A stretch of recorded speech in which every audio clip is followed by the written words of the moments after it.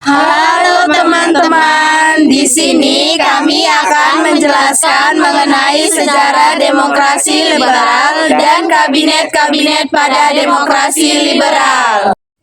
Baiklah, saya di sini akan menjelaskan sejarah demokrasi dan perkembangannya. Pemberlakuan kembali Undang-Undang 1945 dan diterapkannya Dekret Presiden 5 Juli 1959 berdampak pada diterapkannya demokrasi terpimpin. Soekarno menyatakan sistem demokrasi terpimpin yang mempengaruhi pengaruh komunis sehingga menyebabkan ketidakstabilan sosial dan politik negara. Sehingga Soekarno digantikan dengan Soeharto yang kemudian menerapkan model demokrasi Pancasila yang menekankan pentingnya musyawarah dan mufakat. Demokrasi Pancasila bertahan cukup lama, sekitar 32 tahun, yang berakhir pada 21 Mei 1998. Kemudian B.J. Habibie naik dan Presiden Soeharto digantikan sehingga reformasi pun bergulir. Pada masa pemerintahan Soeharto, Presiden dan Wakil Presiden dipilih oleh anggota MPR, barulah pada 2004 Presiden dan Wakil Presiden dipilih oleh rakyat melalui pemilu.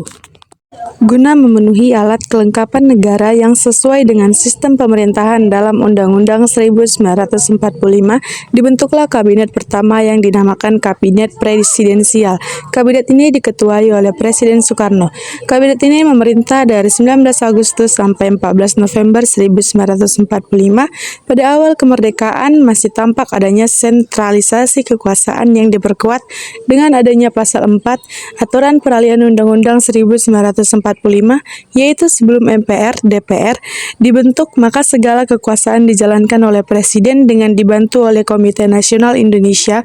Pusat kabinet pertama tidak berlangsung lama, tepatnya pada 14 November 1945 dibentuk Kabinet Republik Indonesia yang kedua yang dipimpin oleh Sultan Syaril sebagai Perdana Menteri. Selanjutnya, perundingan yang dijalankan pemerintah RI dengan Belanda tidak mendapat dukungan dari semua golongan. Akibatnya Syahrir menyerahkan mandatnya kembali kepada Presiden ketika pembentukan Kabinet Republik Indonesia yang ketiga. Soekarno telah menuju Sultan Syahrir sebagai Perdana Menteri sehingga kabinetnya dinamakan Kabinet Syaril. Dua kabinet ini berakhir pada 2 Oktober 1946.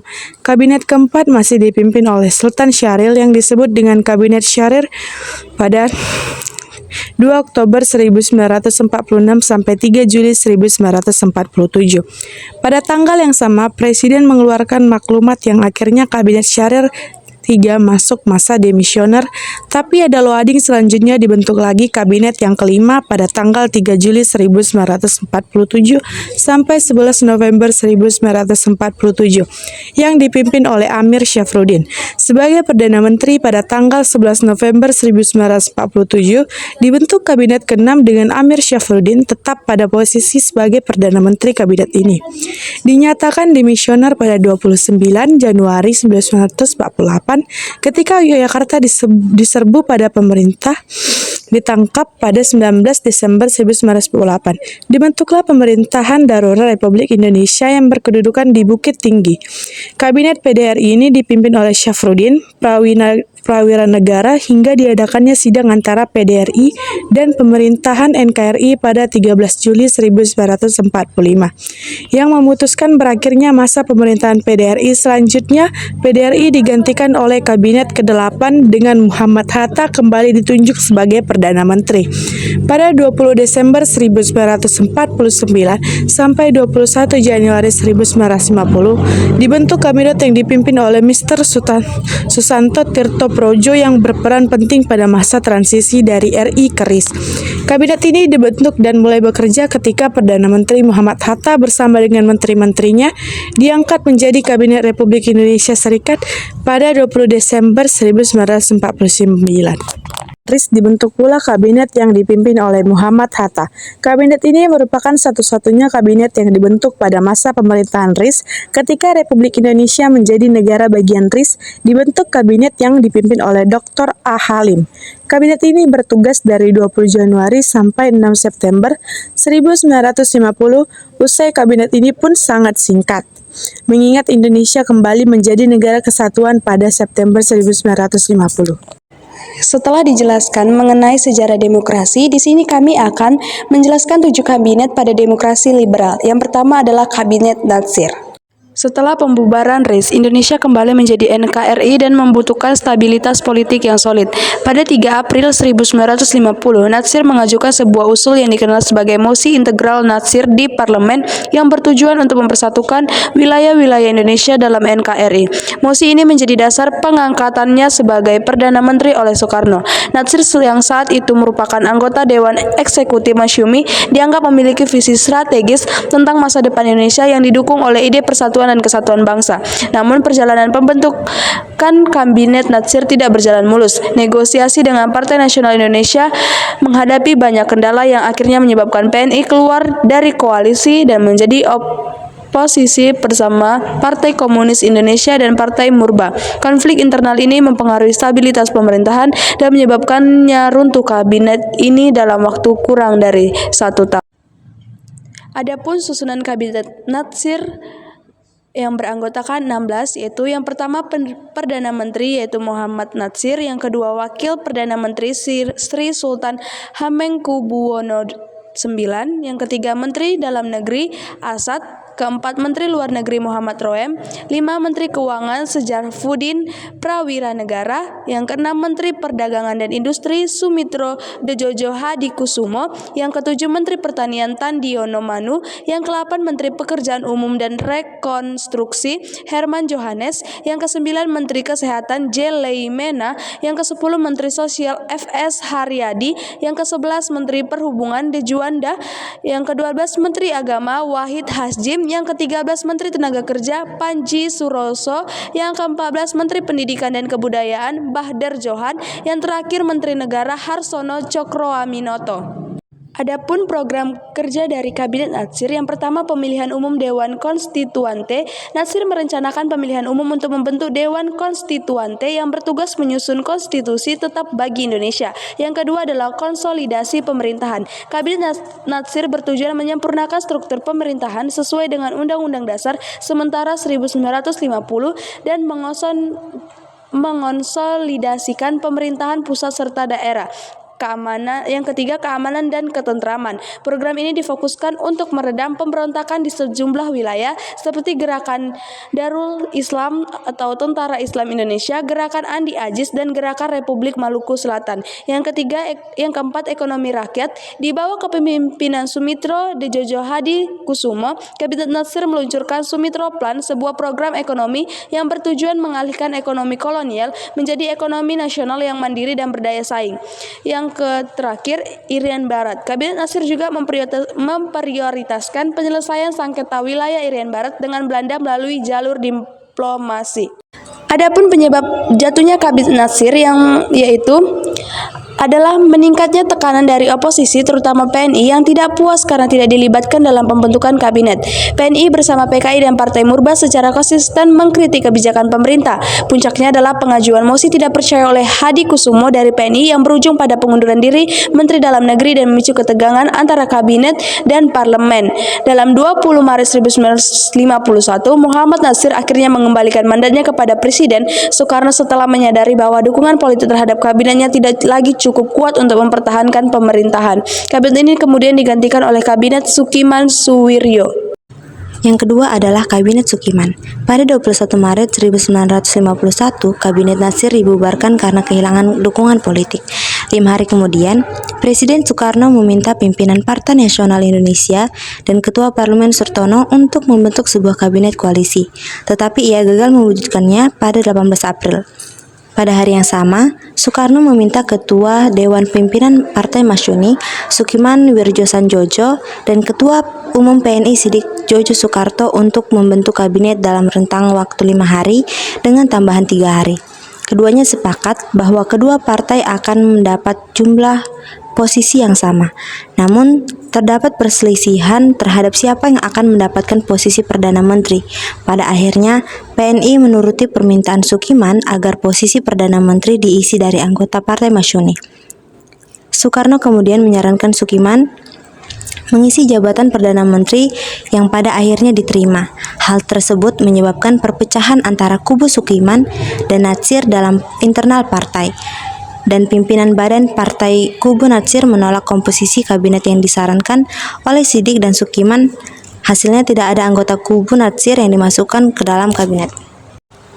Adapun program Kabinet Sukiman Suwirjo adalah yang pertama, menjalankan tindakan-tindakan yang tegas sebagai negara hukum untuk menjamin keamanan dan ketentraman serta menyempurnakan organisasi alat-alat kekuasaan negara. Yang kedua, membuat dan melaksanakan rancangan kemakmuran nasional dalam jangka pendek untuk meningkatkan kehidupan sosial dan perekonomian rakyat serta mempengaruhi hukum agraria sesuai dengan kepentingan petani. Yang ketiga, mempercepat usaha penempatan mantan pejuang dalam lapangan pembangunan. Yang keempat, menyelesaikan persiapan pemilihan umum untuk membentuk Dewan Konstituente dan menyelenggarakan pemilihan umum dalam waktu yang singkat serta mempercepat terlaksananya otonomi daerah. Yang kelima, menyiapkan undang-undang tentang pengakuan serikat buruh, perjanjian kerja sama, penetapan upah minimum, dan penyelesaian pertikaian pemburuan. Yang keenam, menjalankan politik luar negeri yang bebas aktif serta menuju perdamaian dunia. Menyelenggarakan hubungan antara Indonesia dengan Belanda yang sebelumnya berdasarkan asas Unit Statute menjadi hubungan berdasarkan perjanjian internasional biasa, mempercepat peninjauan kembali persetujuan hasil konferensi meja bundar, serta meniadakan perjanjian-perjanjian yang kenyataannya merugikan rakyat dan negara. Keadaan situasi ekonomi Indonesia pada masa Kabinet Sukiman 1951 sampai 1952 masih sangat lemah, ditandai dengan inflasi dan biaya hidup tinggi. Meskipun demikian, kabinet ini berupaya meningkatkan kesejahteraan buruh, memperdayakan usaha kecil melalui bantuan modal, dan memperbaiki hukum agraria. Namun, upaya ini terhambat oleh korupsi yang merabak, perpecahan internal, dan masalah politik luar negeri, terutama terkait perjanjian bantuan ekonomi dari Amerika Serikat yang berdampak pada politik luar negeri Indonesia. Situasi budaya di Indonesia pada masa Kabinet Sukiman ditandai dengan fokus pada peningkatan kesejahteraan sosial, perluasan akses pendidikan, dan penegakan hukum. Namun juga diwarnai kontroversi kebijakan luar negeri yang dianggap pro-barat, bertentangan dengan prinsip bebas aktif Indonesia. Program-program seperti pendirian sekolah, bantuan modal usaha kecil, dan perhatian pada buruh menunjukkan upaya peningkatan standar hidup. Adapun anggota-anggota dari Kabinet Sukiman, yang pertama adalah Sukiman Wirjo Sanjojo sebagai Perdana Menteri, Suwirjo sebagai Wakil Perdana Menteri, Ahmad Subarjo sebagai Menteri Luar Negeri, Iskak Djokroedisurjo sebagai Menteri Dalam Negeri. Akhir dari Kabinet Sukiman adalah pada tahun 1952, Menteri Luar Negeri Ahmad Subarjo diam-diam menandatangani perjanjian Mutual Security Act dengan Amerika Serikat yang merupakan sebuah perjanjian keamanan untuk membentuk Dewan Keamanan Bersama antara Amerika Serikat dengan negara-negara yang berhubungan dekat dengan Amerika Serikat. Perjanjian tersebut menggantikan rencana Marshall yang dibuat pada akhir Perang Dunia II. Perjanjian tersebut ditandatangani antara Subarjo dengan Duta Besar Amerika Serikat untuk Indonesia, Hamerle Korken. Perjanjian tersebut dianggap merugikan politik luar negeri bebas aktif yang dianut oleh Indonesia. Ditanda tanganinya perjanjian tersebut dianggap sebagai masuknya Indonesia menjadi bagian dari blok Barat yang pada saat itu sedang berkonflik dengan blok Timur. Akibat adanya kritik dan tekanan terhadap ditandatangannya perjanjian tersebut, Kabinet Sukiman mengembalikan amanat kepada Presiden Soekarno pada tahun yang sama. Kabinet Indonesia yang ketiga yaitu Kabinet Wilopo yang menjabat pada periode 3 April 1952 hingga 30 Juli 1953 dipimpin oleh Perdana Menteri Wilopo dan Wakil Perdana Menteri Prawoto Mangkusasmito. Kabinet Wilopo termasuk Kabinet Zaken, beberapa jajarannya diisi oleh para tokoh ahli berdasarkan bidang masing-masing, bukan sebagai wujud representatif dari partai politik tertentu. Pada tanggal 1 Maret 1952, Presiden Soekarno menunjuk Sidik Djajah Soekarto, PNI, dan Prawoto Mangkusasmito Masyumi menjadi formatur tetapi gagal. Kemudian ia menunjuk Wilopo dari Partai Nasional Indonesia, PNI, sebagai formatur. Setelah bekerja selama 2 minggu, berhasil dibentuk kabinet baru di bawah pimpinan Perdana Menteri Wilopo, sehingga terbentuklah Kabinet Wilopo. Berikut adalah program kerja Kabinet Wilopo. Program kerja Kabinet Wilopo terdiri dari 2 program kerja, yakni program kerja dalam negeri dan program kerja luar negeri. program kerja dalam negeri, yaitu menyelenggarakan pemilihan umum untuk memilih Dewan Konstituante, DPR, dan DPRD, meningkatkan kemakmuran rakyat, meningkatkan pendidikan rakyat, serta pemulihan stabilitas keamanan negara. Program kerja luar negeri yaitu menyelesaikan masalah hubungan Indonesia-Belanda, pengembalian Irian Barat ke pangkuan Indonesia, serta menjalankan politik luar negeri yang bebas aktif. Selanjutnya yaitu keberhasilan Kabinet Wilopo. Terdapat sejumlah contoh keberhasilan Kabinet Wilopo ketika masa bakti mereka berlangsung. Misalnya, berhasil menyelenggarakan pemilihan umum. Bukan pemilu seperti sekarang yang memilih presiden, dahulu pemilu dilakukan untuk mencari anggota konstituante, DPR dan DPRD. Ada pula keberhasilan dalam pembuatan kebijakan politik luar negeri, bersistem bebas aktif, sebagaimana dikutip dari buku Sistem Ketatanegaraan Indonesia pada masa demokrasi liberal tahun 1950-1959. Lalu demi kebutuhan sosial dan ekonomi misalnya, mereka berhasil menerapkan kebijakan Bulog.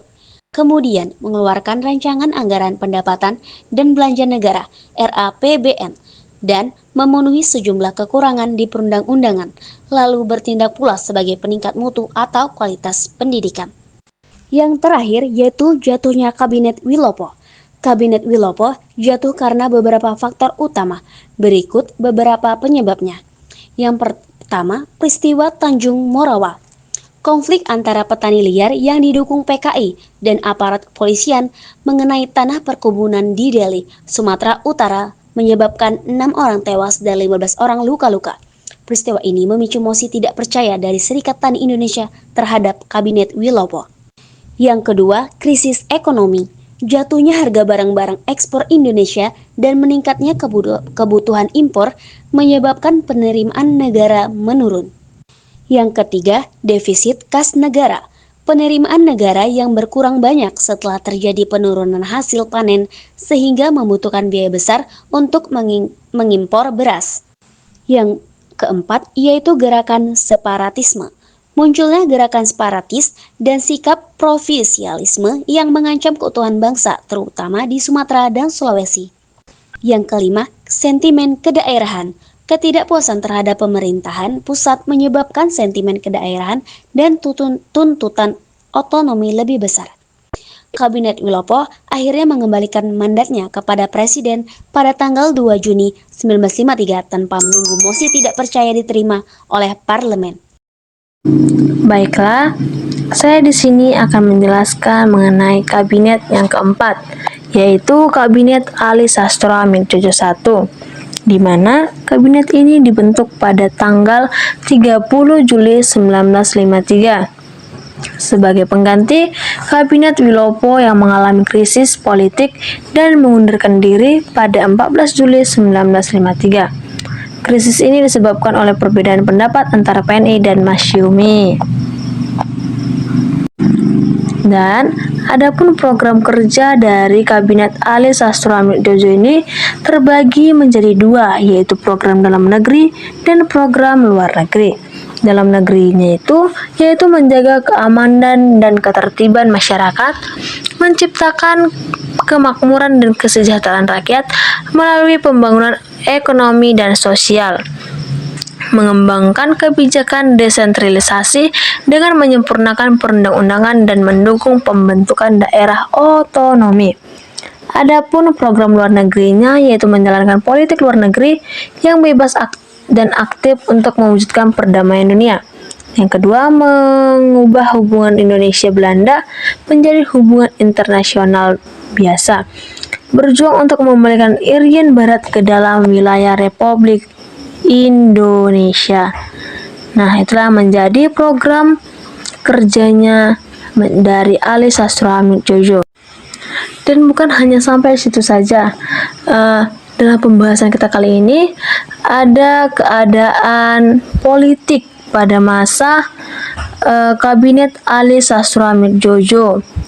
Yang pertama yaitu dalam bidang politik, yaitu ditandai oleh ketidakstabilan internal akibat persaingan partai politik, tetapi diwarnai dengan keberhasilan politik luar negeri yang gemilang, seperti penyelenggaraan konferensi Asia Afrika. Juga dalam bidang ekonomi, yaitu pada masa Kabinet Ali Sastro Jojo I ini sangatlah memburuk, ditandai dengan inflasi dan masalah korupsi yang sebagian disebabkan oleh kegagalan kebijakan sistem ekonomi Alibaba. Kebijakan ini bertujuan memberi fasilitas kepada pengusaha pribumi agar dapat bersaing dengan pengusaha non-pribumi. Namun gagal karena pinjaman dan lisensi tersebut malah diperdagangkan kembali oleh pengusaha pribumi kepada pengusaha Tionghoa. Selanjutnya ada dalam bidang sosial budaya di Indonesia, yaitu diwarnai oleh berbagai tantangan dan keberhasilan, salah satunya penyelenggaraan konferensi Asia Afrika. Aspek sosial keamanan yang terganggu. Kondisi sosial masyarakat Indonesia semakin diganggu oleh masalah keamanan. Juga selanjutnya ada pada bidang pendidikan. Pada Kabinet Ali Sastro Jojo I, keadaan pendidikan tidak menjadi fokus utama kebijakan, karena program kerja lainnya lebih berorientasi kepada pemulihan dan keamanan, kemakmuran, pelaksanaan pemilu, dan pembebasan Irian Barat, dan politik luar negeri bebas aktif. Walau demikian, Menteri Pendidikan dan Kebudayaan pada kabinet ini adalah Muhammad Yamin yang berperan dalam upaya di bidang kebudayaan. Dan anggota-anggota dari Kabinet Ali Sastro Jojo ini, Perdana Menterinya yaitu Ali Sastro Jojo, Wakil Perdana Menterinya itu ada Wongso Negoro dan Zainul Arifin, dan anggota-anggota lainnya itu seperti R. Sunarjo, Hazairin, Isakak, Tajoko Rahul Surjo, On Eng Die, Iwa Dejodo, F.L. Tobing, Abu Kusno, dan Roy Sono, Satjorwo Pandi Suroso, dan itulah menjadi anggota-anggota pada masa Kabinet Ali Sastro Jojo. Dan berakhirnya masa Kabinet Ali Sastro Jojo yaitu berakhir pada 24 Juli 1955 setelah Ali Sastro Jojo ini berhasil mengembalikan mandatnya kepada Presiden Soekarno.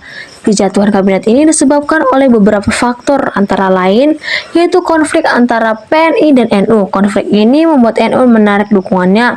Yang kedua, pemberontakan DI atau TII, di mana pemberontakan ini yang dipimpin oleh Kartosuwirjo di Jawa Barat dan menyebar ke daerah lainnya seperti Aceh dan Sulawesi Selatan. Yang ketiga itu ada konflik internal antara kabinet dan TNI AD. Partai dianggap melakukan intervensi politik terhadap Angkatan Darat setelah peristiwa 17 Oktober 1952. Yang keempat itu ada mosi tidak percaya di Masyumi, di mana Masyumi menilai bahwa kabinet ini gagal dalam menjalankan programnya, terutama dalam bidang ekonomi dan pertahanan.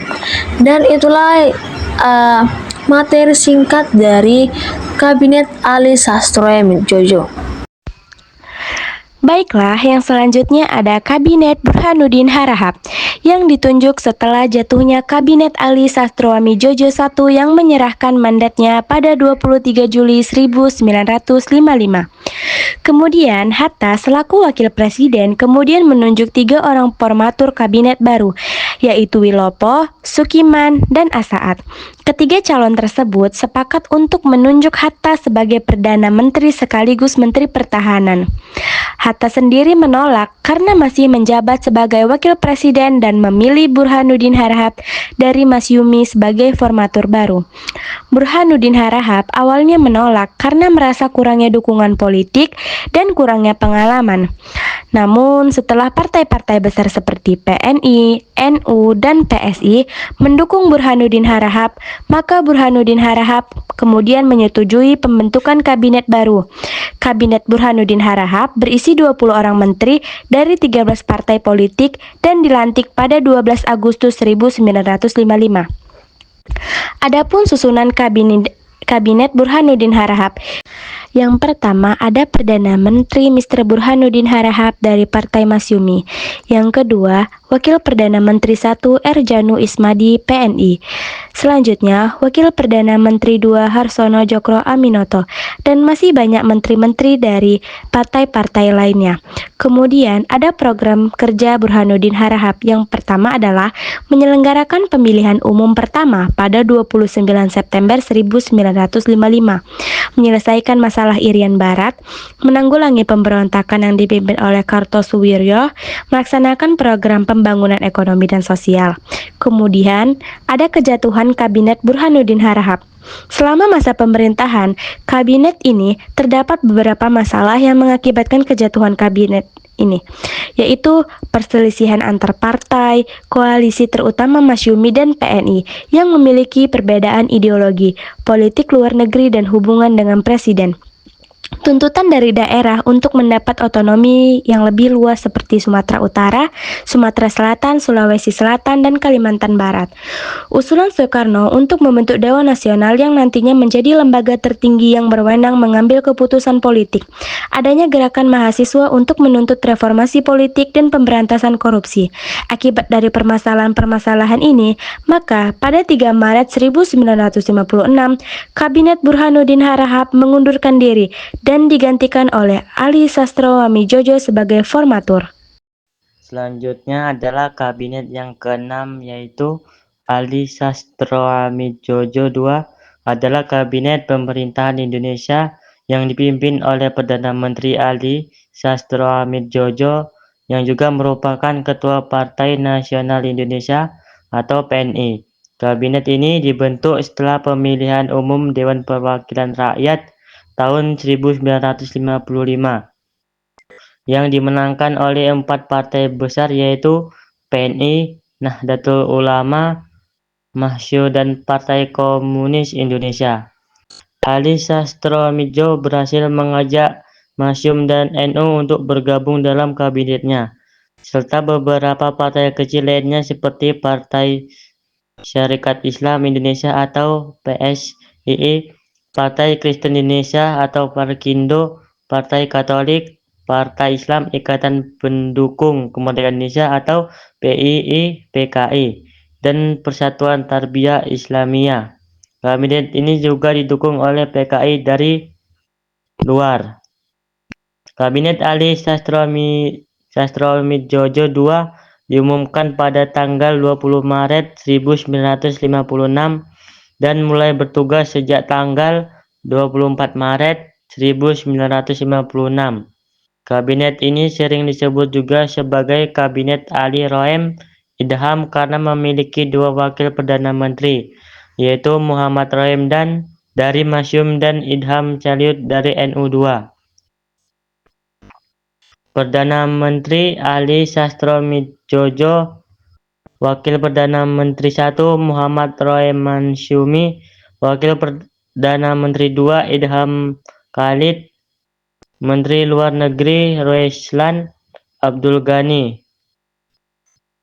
Sampai 28 Januari 1957, kemudian digantikan oleh Ali Sastrawamidjojo, Menteri Dalam Negeri R. Sunarjo, Menteri Pertahanan Ali Sastrawamidjojo, Menteri Kehakiman Mujianto, Menteri Penerangan Edbiyo, Menteri Keuangan Yusuf Wibisono, Menteri Perekonomian Burhanuddin, Menteri Muda Perekonomian FF Umbas, Menteri Pertanian Eni Karim, Menteri Muda Pertanian Eci Marhaban, Menteri Perhubungan Secar Teddy Sukmana, Menteri Muda Perhubungan ABD Rojari. Kabinet Ali Sastrawamidjojo memiliki beberapa program kerja utama, antara lain menyelenggarakan konstituante untuk menyusun konstitusi baru yang menggantikan UU DS 1950, menyelesaikan masalah Irian Barat dengan cara diplomasi melalui PBB, melanjutkan penggunaan ekonomi nasional dengan mengembangkan sektor pertanian dan industri, menjaga stabilitas politik dan keamanan nasional dengan mengatasi perontakan regional dan gerakan separatis, meningkatkan hubungan luar negeri dengan negara-negara sahabat terutama negara-negara Asia atau Afrika. Kabinet Ali Sastronegoro II mengalami berbagai tantangan dan krisis selama masa jabatannya. Beberapa faktor penyebab jatuhnya kabinet ini adalah adanya perbedaan pandangan antara PNI dan Masyumi mengenai masalah Irian Barat. PNI menginginkan penyelesaian secara damai melalui PBB, sedangkan Masyumi mendesak agar dilakukan aksi militer untuk merebut kembali wilayah tersebut dari Belanda. Adanya pemberontakan regional di beberapa daerah seperti PRRI di Sumatera, Permesta di Sulawesi, dan DITI di Jawa Barat. Pemberontakan ini didukung oleh sebagian anggota Masyumi dan militer yang tidak puas dengan pemerintahan pusat. Pemberontakan ini mengancam persatuan dan kesatuan bangsa serta menimbulkan kerugian ekonomi dan sosial. Adanya gerakan separatis di Aceh yang dipimpin oleh Daud Beuriha yang menuntun agar Aceh menjaga negara Islam yang merdeka. Gerakan ini juga didukung oleh sebagian anggota Masyumi dan NU yang berafiliasi dengan Islam tradisional. Adanya tekanan dari PKI yang mendesak agar dilakukan land reform atau reforma agraria untuk menyejahterakan rakyat miskin. PKI yang menuntut agar dibentuknya Dewan Nasional yang beranggotakan perwakilan dari partai-partai politik, organisasi massa, dan militer. Dewan Nasional ini dimaksudkan dengan mengawasi dan mengendalikan kebijakan pemerintah. Adanya kritik dan Presiden Soekarno yang menilai bahwa kabinet ini tidak mampu menyelesaikan masalah-masalah yang dihadapi bangsa. Soekarno yang mengusulkan agar dibentuk pemerintahan nasional yang melibatkan semua partai politik, termasuk PKI. Akhirnya, pada tanggal 14 Maret 1957, Ali Sastronegoro mengembalikan mandatnya sebagai Perdana Menteri kepada Presiden Soekarno. Presiden Soekarno kemudian membentuk Kabinet Juanda sebagai pengganti Kabinet Ali Sastronegoro II. Baik, saya akan menjelaskan kabinet ketujuh, yaitu Kabinet Juanda. Kabinet ini dibentuk karena kegagalan konstitusi dalam menyusun Undang-Undang Dasar pengganti UUDS 1950.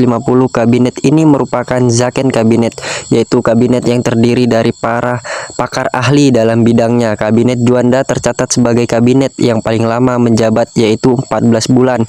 Sering berganti-ganti kabinet membuat demokrasi liberal tidak berlangsung lama, yaitu dari tahun 1950 hingga 1959. Dengan kata lain, kabinet Juanda lah yang menjadi kabinet terakhir di masa demokrasi liberal. Keberhasilan Kabinet Juanda. Salah satu keberhasilan yang diraih Kabinet Juanda adalah disepakatinya Deklarasi Juanda. Deklarasi ini berisi tentang aturan batas perairan di Indonesia yang sebelumnya dinilai mengancam keamanan dalam negeri.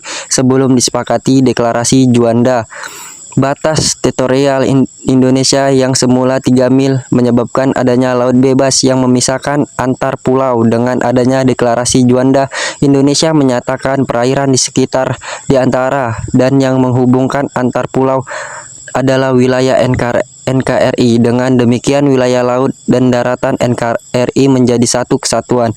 Selain Deklarasi Juanda, terdapat beberapa keberhasilan dalam program kerja lain seperti pembentukan Dewan Nasional dengan tujuan menampung dan menyalurkan pertumbuhan maupun kekuatan yang ada di masyarakat dengan Presiden sebagai Ketua Dewan Nasional. Ini yang kemudian menjadi kekuatan utama dalam demokrasi terpimpin, mengadakan musyawarah nasional Munas untuk mencegah pergolakan di daerah termaksud Irian Barat. Kejatuhan Kabinet Juanda. Kabinet Juanda secara resmi berakhir setelah keluarnya Dekrit 5 Juli 1959 yang sekaligus mengawali masa demokrasi terpimpin. Terdapat beberapa penyebab keruntuhan demokrasi Juanda, diantaranya banyaknya kepentingan antar golongan dan partai politik dalam pemerintah, banyaknya peristiwa politik yang menyebabkan ketidakkonsisten dalam berjalannya pemerintahan, kegagalan menghadapi pergolakan di daerah, krisis ekonomi dan keuangan. Itulah penjelasan 7 kabinet pada demokrasi liberal. Berakhirnya demokrasi liberal pada tanggal 5 Juli 1959 ketika Soekarno mengeluarkan dekret presiden pada tanggal 5 Juli 1959 yang antara lain berisi pembubaran konstituante serta penggantian konstitusi dari Undang-Undang Dasar sementara 1950 menjadi Undang-Undang Dasar 1945 kembali. Peristiwa ini menandai berakhirnya demokrasi parlementer dan mulainya era demokrasi terpimpin. Baiklah, itu saja penjelasan dari kami mengenai sejarah demokrasi dan juga 7 kabinet demokrasi liberal dan berakhirnya demokrasi liberal. Terima kasih.